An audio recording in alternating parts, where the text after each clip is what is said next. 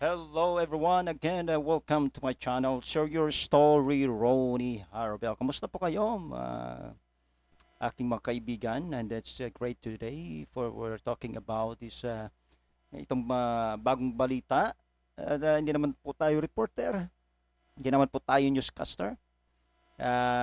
Again, this is my channel. Share your story, Ronnie Harabel. Pastor Ronnie Harabel ang iyong abang lingkod.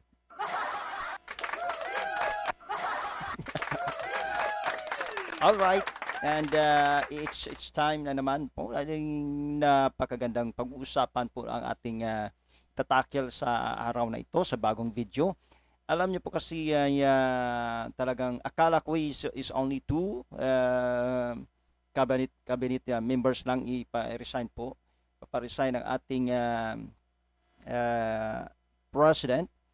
Ngunit ay ito pala ay may ano, no? Ay yung 31 pala, hindi lang dalawa, no? Oh, grabe. Awesome! Awesome!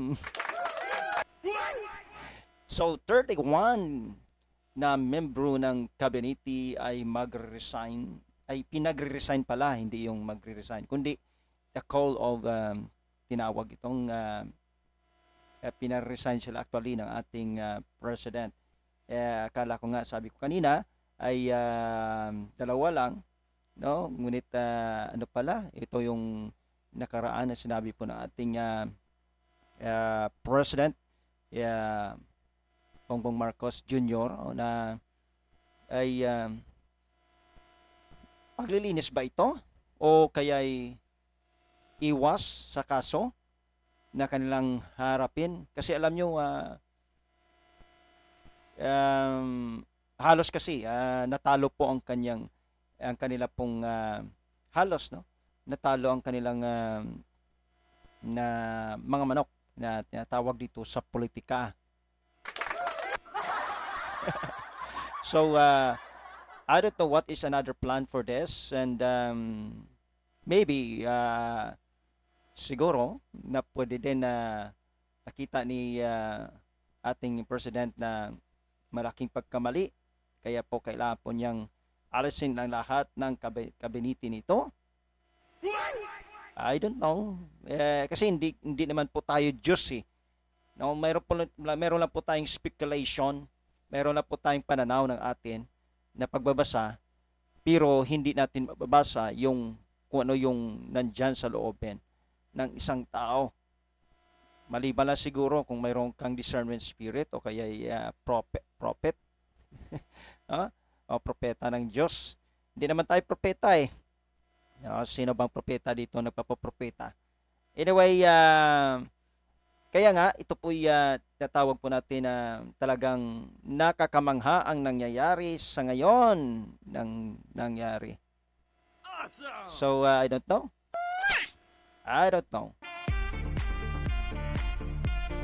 So it's a great ito po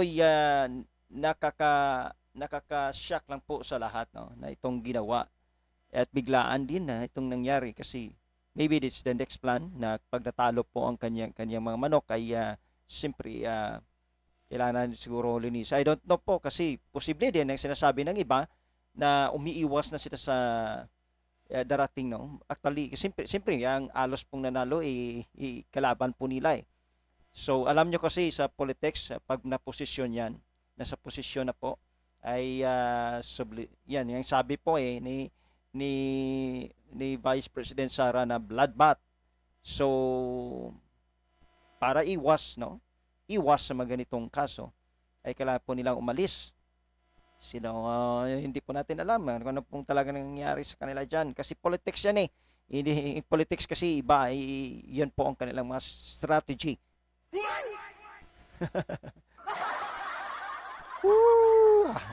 Iwan ko na lang mong politika na ito. Ay sakit sa ulo talaga. Kahit ako sumasakit ang ulo ko. Kaya lang apektado po tayong mga Filipino na hindi po tayo mga politiko. But we are focusing na nakikita po natin ang status ng ating Pilipinas na nakakaawa po talaga ang Pilipinas. Totoo po talaga eh. Oh. Ayan na naman ang uwak. No? Talaga na naman no? So, so yan po. At ito po mga taong nag-resign. Alright. At ito po yung mga pangalan ng mga kabinete, ng mga secretaries sa aking kabila. At nakikita po natin, they are 31 na mga membro ng kabinete na kanila pong yan po, na kanila pong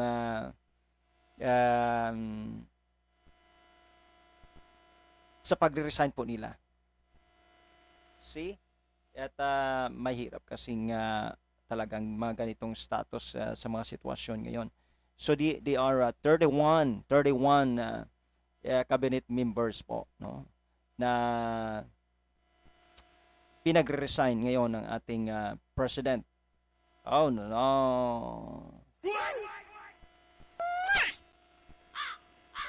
So ano po, yan pong ang 31 na member nakikita po natin sa side by side, mga pangalan nila at mga mukhang yan.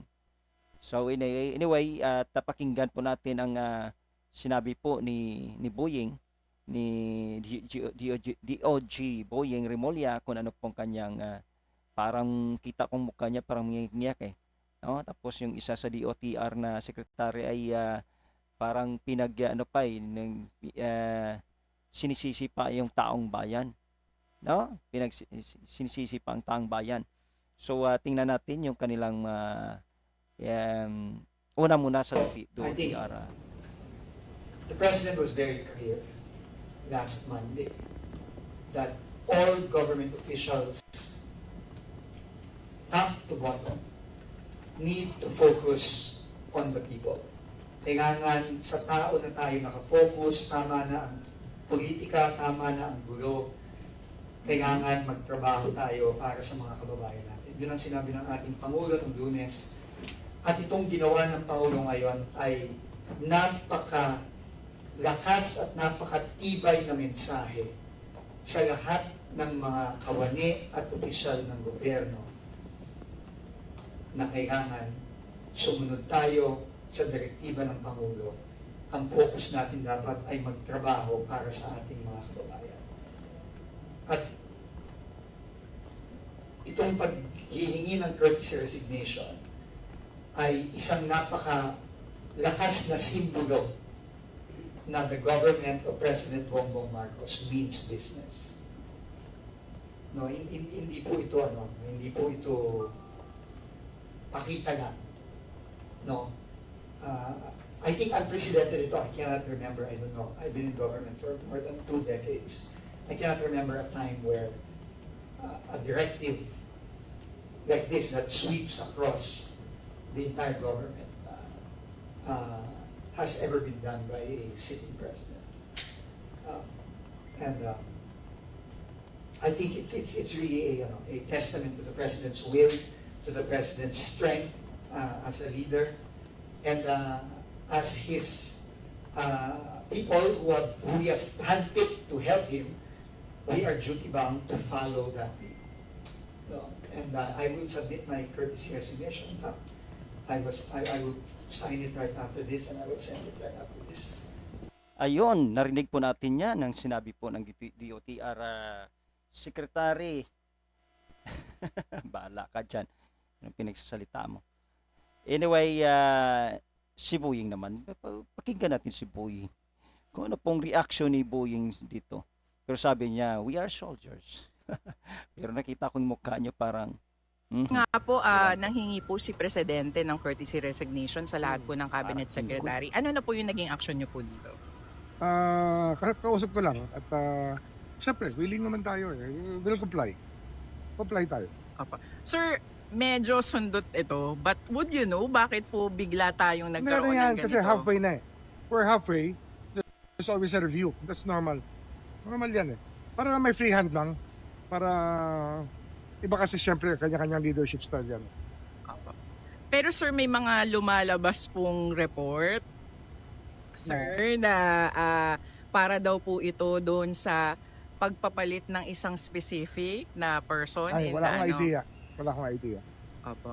Sir, ready pa kayo to take on another role in the administration? I'm a soldier. I'm a soldier. I serve the president. I'm at his beck and call, and I serve at his pleasure. So, ano naman, okay tayo. Sir, any role? Of course, we're willing to undertake any role. When you have Sir, do specific you think it's necessary na gawin ni Pangulo to just to check the performances of every cabinet? I think that it's ano yan, it's something that's given to him as a leader of this country to have the best people he trusts to keep running the government with him. So talaga we give him the full trust and confidence. So the same way he gives it to us. Kaya dapat ano kami talaga, we just follow the leader. And lahat kami dapat mag-comply dyan. Everybody just complies. Ayun, we are soldier daw eh.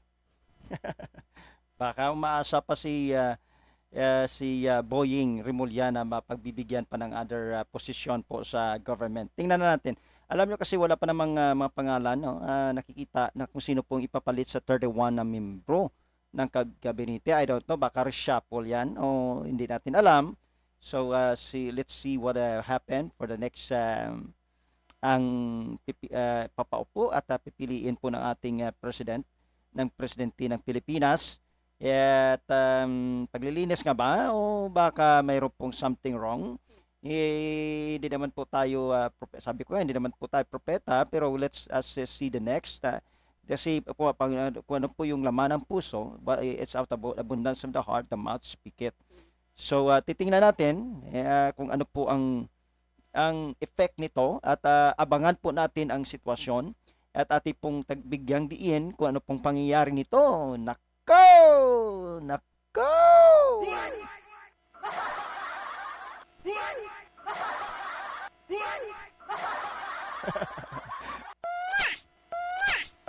So yan pong ating pinag-usapan ngayon. That is a 31 na membro ng kabinete ang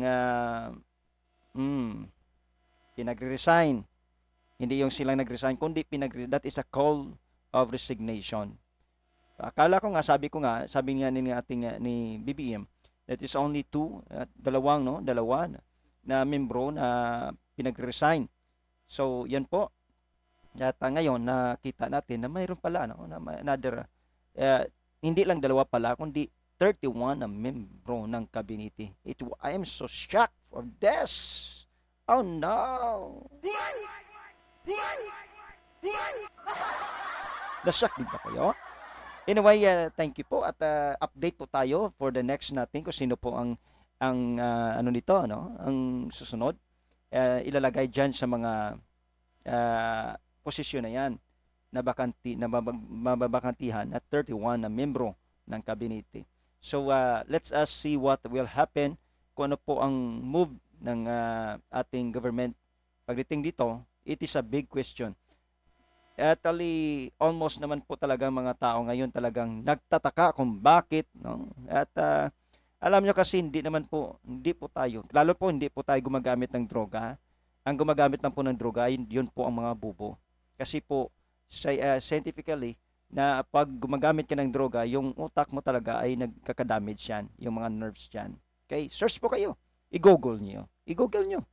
Anyway, yan po ang 31 na membro ng kabinete ni President Junior ay pinag-resign.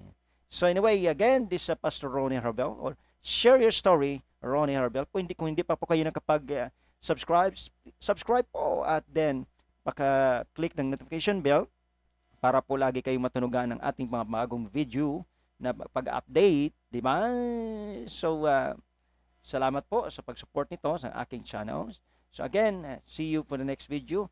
Abangan po natin ito kung ano po resulta ng mga action paglilinis ng ating ni President BBM. So see you the next